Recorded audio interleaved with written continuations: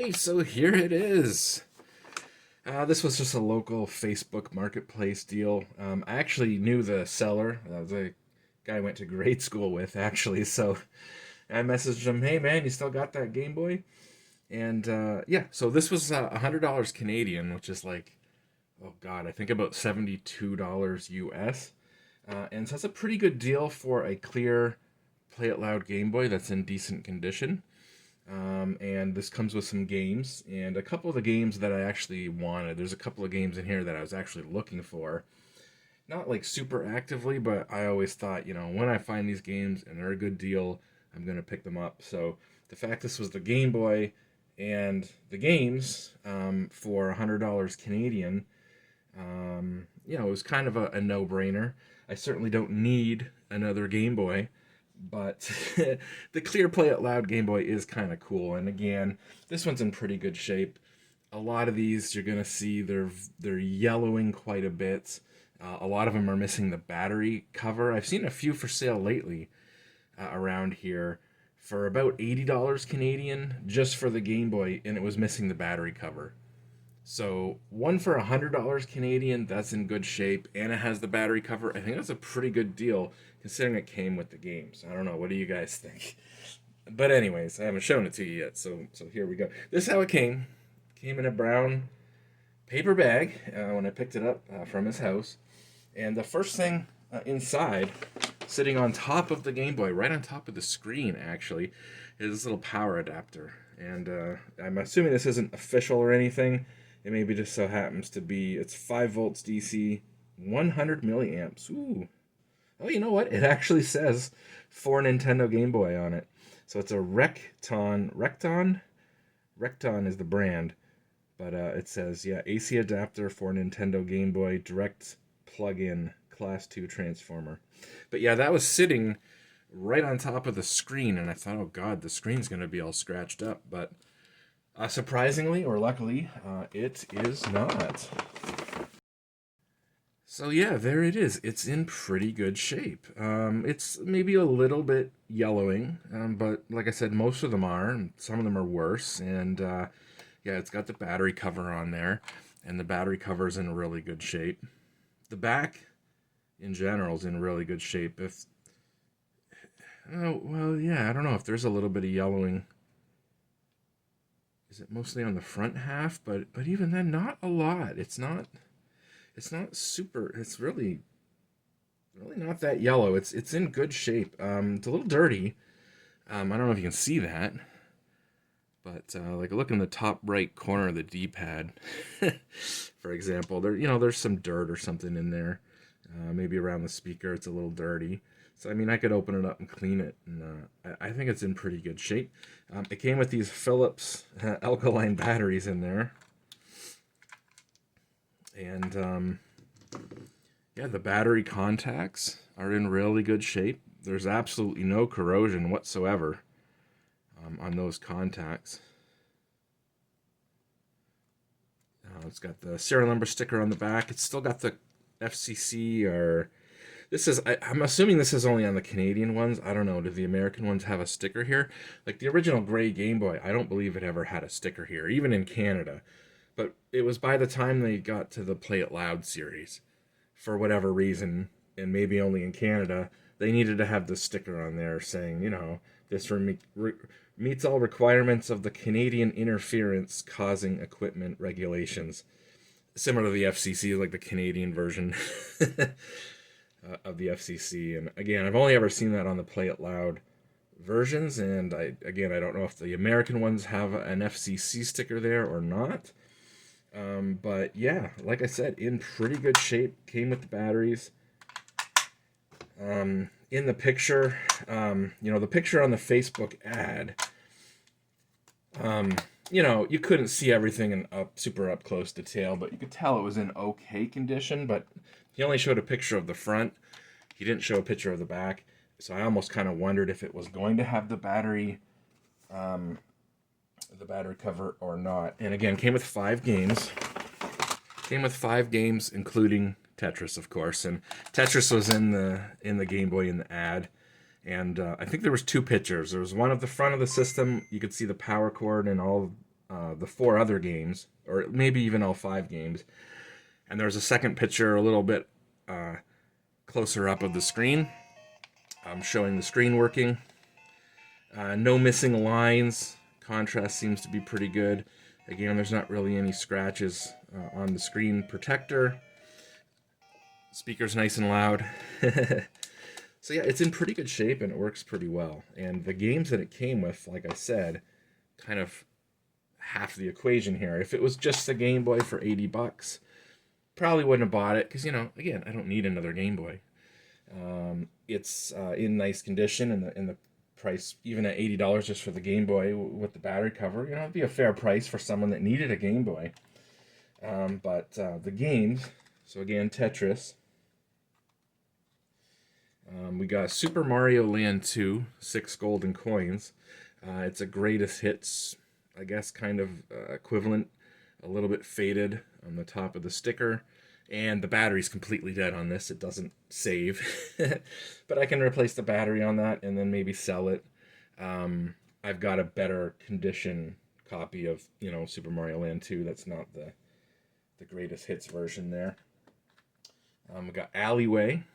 I don't believe I have Alleyway. So, actually worth picking up for that too.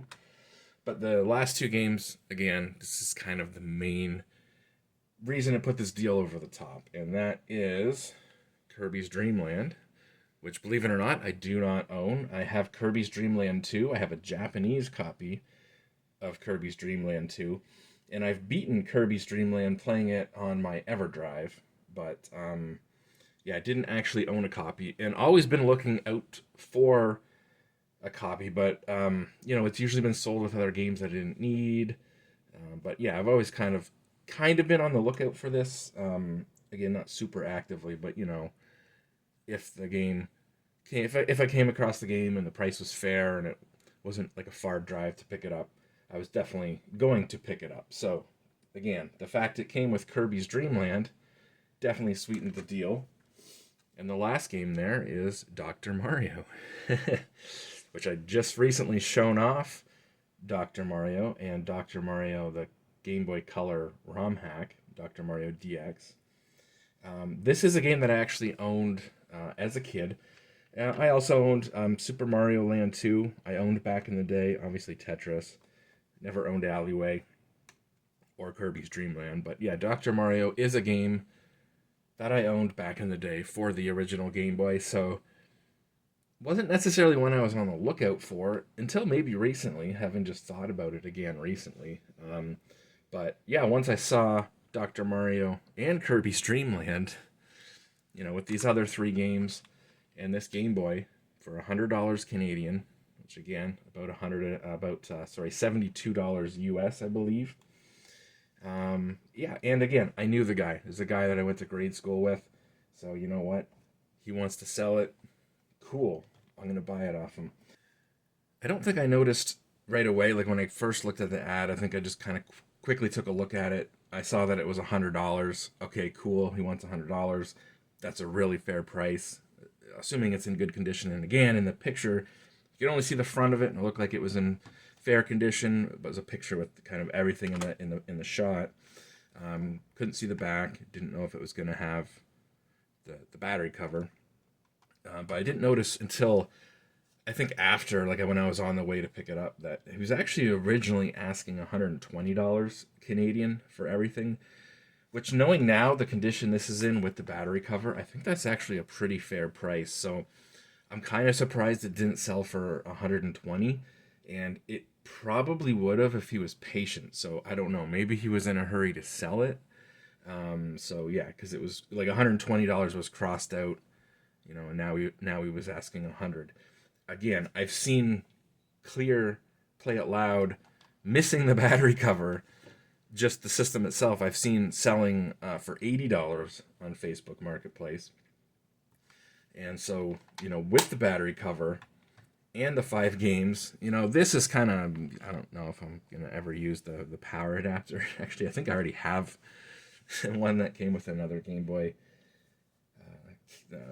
set that I bought a long time ago. So, that's kind of worthless to me, but nonetheless, the 5 games, yeah, I think it's a pretty good deal. Even at 120, I think it would have been a fair deal. And again, I think if he was patient, it probably would have sold. And if you had have noted that it had the battery and shown a picture of the back, because if anything, the back's in really good condition too. All the screws are there. Everything feels good. Actually, all the knobs, the contrast knob and the volume knob, they're actually still really stiff feeling.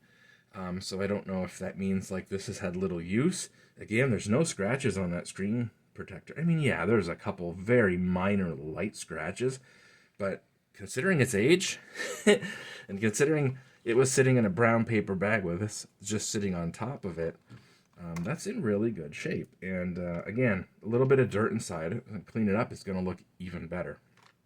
So yeah, just wanted to show that. I think it was a pretty good deal with, again, the fact it came with Kirby's Dream Land and Dr. Mario. For me, that kind of put it over the top, and it was worth picking up for sure. What am I going to do with this Game Boy? Really nothing. I'm going to clean it up and keep it stock.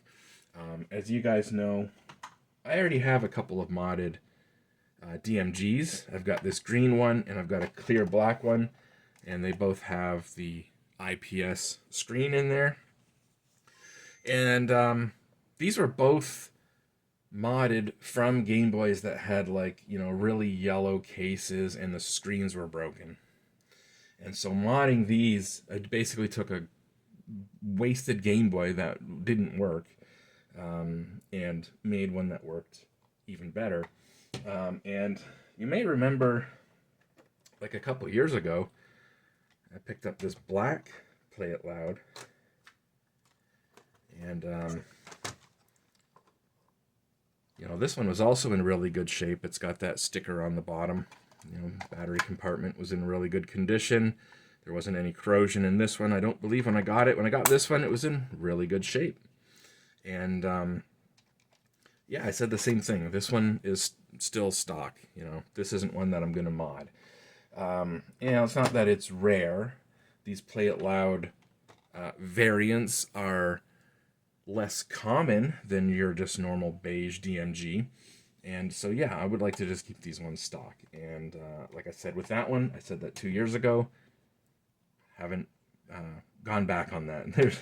There's no need to mod one of these for me and take a rare variant that's in good shape out of existence. When, it's really easy to find a Game Boy that is in bad condition. The shell is cracked or brittle, yellowing, with a bad screen. There's a lot of DMGs with bad screens. And so if you're going to be modding a Game Boy, you could find one with a broken screen very cheaply, very easily, if you need to mod them. And again, I've already got 2 modded Game Boys. I don't need another one. That said, I don't want to be the gatekeeper of modding Game Boys. If you have a Game Boy and it's a Play It Loud variant or some other less common variant, and it's your only game, maybe it's your only Game Boy, maybe it's the Game Boy that you grew up with, don't feel shamed by someone saying, "Oh, you shouldn't mod it. You're taking an original out of existence or whatever, out of circulation. You're ruining an original system." Don't let someone guilt you into feeling guilty. Don't let someone make you feel guilty for modding. If this was your only Game Boy, and it was the Game Boy that you grew up with playing, and you're never going to play it because the screen's too hard to see now, you're older and the screen's too hard to see, and you want the better screen in it, and you're actually going to play it, if you put the better screen in it, then by all means go ahead and put that better screen in it. So yeah, not to be a gatekeeper on modding Game Boys. It's your Game Boy. If it was your childhood Game Boy and it's your only Game Boy and you want to play it, and you're going to play it more if you put the better screen in it, then go ahead and put the better screen in it. Again, just for me, I've already got several modded Game Boys, and they were both Game Boys that had broken screens in them. These lesser common, I'm not going to say rare, these less common Play It Loud variants, yeah, I don't need to mod those. So again, yeah, just gonna keep it stock. One thing actually, as soon as I picked this up, I noticed it feels different than the standard gray DMG, or even the black one. You know, the plastic on these has a little bit of a texture to it, right? Not a lot, but it's got a little bit of a texture to it. And the clear Play It Loud, it's like glass smooth. There's no texture on that plastic. They didn't want to make it smoke. They wanted to make it completely clear. And so as soon as you pick this up, it feels a little bit different. Feels a little bit different than any other Game Boy. Just it's a little bit smoother. The Play It Louds also, because I used to have a green Play It Loud.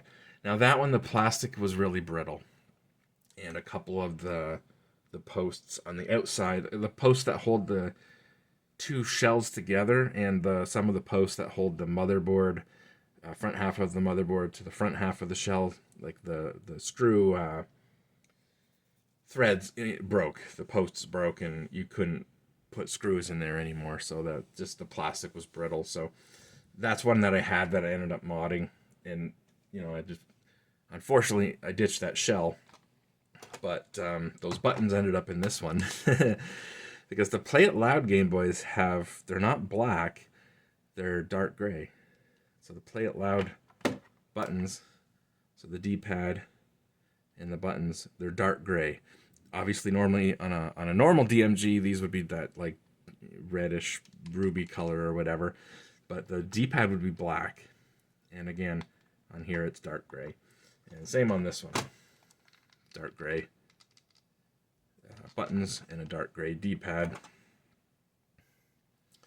This one has a black D-pad, but it has the dark gray buttons. Those are the dark gray buttons out of that green Play It Loud Game Boy that I had. I picked up that green Play It Loud Game Boy the same time I picked up this one, I believe. But yeah, again, the plastic was brittle, and a bunch of the screw posts had cracked. So that one ended up getting modded. But this one, like I said, 2 years ago, it's in really good shape, and so that one's just gonna stay as it is. And same with this one. Again, maybe I'll open it up, clean it out, and it'll look a little bit better. But yeah, it is missing the port cover. Did the Play It Loud ones come with port covers? I assume they did. You know, obviously the original gray DMGs had the port cover there, but you know, this one's missing it, and this one was in good shape, and it was in the clear plastic case that they came in. And this one's missing it. So I don't know, maybe the Play It Loud ones never had the port cover. Slight cost savings or something, I don't know. Or maybe just both these happen to be missing it. This one doesn't have it either because the shell didn't come with it. That's an aftermarket shell, obviously. So most of my gray, all of my gray, I've got a gray stock DMG, and I've got a gray one with a backlit biverted screen in it. Those both have, I might have like 3 gray Game Boys, but they all have the cover. But any of my other ones that are like colors or modded don't. So yeah, no big deal. But yeah, I just wanted to point out this does feel different than any other DMG, because it's really smooth. The plastic is smooth, and the buttons are even smoother. I don't know, the D-pad feels smoother, but maybe it's just the D-pad's worn out, but I don't know. This doesn't feel too worn out. It doesn't feel like it's had a lot of use. Again, no major scratches on that screen cover, and again, the screen works great. There's no missing lines. The speaker's nice and loud. No corrosion in there. Battery cover's in good shape. Yeah, not bad. $100 Canadian with 5 games. Not bad at all.